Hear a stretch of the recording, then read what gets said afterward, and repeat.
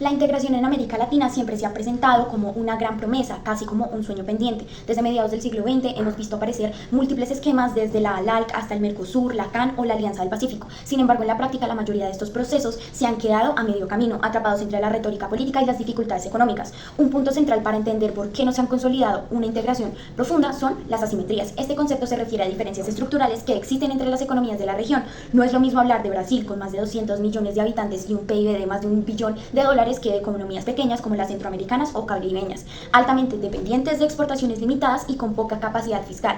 Esa desigualdad de tamaño, productividad, poder de negociación genera que los beneficios de la integración se distribuyan de manera desigual y ahí aparece la primera gran dificultad. Los países pequeños sienten que pierden soberanía sin recibir compensaciones reales, mientras que los grandes no suelen estar dispuestos a convertirse en paymasters, es decir, asumir costos para sostener al resto. Sin un actor regional dispuesto a pagar la factura como sí lo hizo Alemania en la Unión Europea, la integración latinoamericana se atasca. El segundo obstáculo estructural son los costos de frontera. Aunque en el papel hemos firmado tratados de libre comercio y uniones aduaneras, en la práctica mover un producto de un país a otro sigue siendo caro y complejo. Persisten aranceles escondidos, reglamentados técnicos diferentes, demoras burocráticas y falta de infraestructura logística. Esto significa que aunque haya voluntad política, los costos reales de comercial siguen siendo muy altos para un exportador mediano. Es más fácil vender fuera de la región que dentro de ella. Y ese dato es clave: si el comercio interregional no despega, la integración pierde su motor principal. La mayoría de países latinoamericanos han enfrentado ciclos de inflación, crisis cambiarias o endeudamiento externo. En este contexto, cada gobierno prefiere mantener el control de su política monetaria y fiscal para reaccionar frente a la emergencia interna. Esto choca directamente con cualquier idea de cesión de soberanía, porque nadie está dispuesto a atarse a unas reglas comunes cuando su economía está sujeta a shocks permanentes.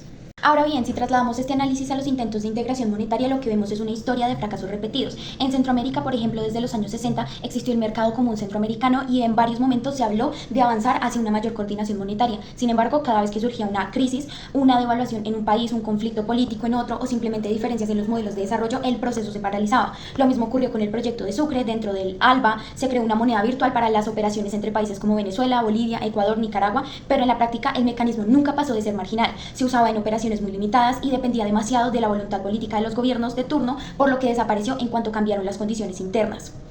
Estos ejemplos ilustran muy bien la metáfora de construir la casa por el tejado que se menciona en el segundo video. Lo que significa es que en América Latina muchas veces se intenta dar por el salto simbólico más alto, crear una moneda común sin antes haber hecho primero el trabajo básico: consolidar un verdadero mercado común, coordinar políticas fiscales, mejorar la infraestructura, armonizar regulaciones. En Europa, la moneda única fue el resultado de décadas de integración comercial y política, de la existencia de un presupuesto común, de un banco central regional, de la disposición de un país grande de actuar como estabilizador. En cambio, en América Latina se pretende alcanzar ese mismo resultado sin haber construido los cimientos. El resultado es inevitable: los proyectos se derrumban. Recién crear una moneda común entre Argentina y Brasil es un buen ejemplo de esta tensión sobre el papel. Suena atractiva, reducirá la dependencia del dólar en el comercio bilateral y podría abaratar costos de transacción, pero en la práctica los dos países se enfrentan realidades muy distintas que son macroeconómicas. Ahora, Argentina vive una crisis inflacionaria crónica con más de 3 dígitos anuales de inflación, escasez de divisas y un alto endeudamiento. Brasil, por su parte, maneja una política monetaria restrictiva con altas tasas de interés para atraer capital y controlar su propia inflación. Pretender que ambos países sean soberanía monetaria y compartan una moneda es en la práctica imposible.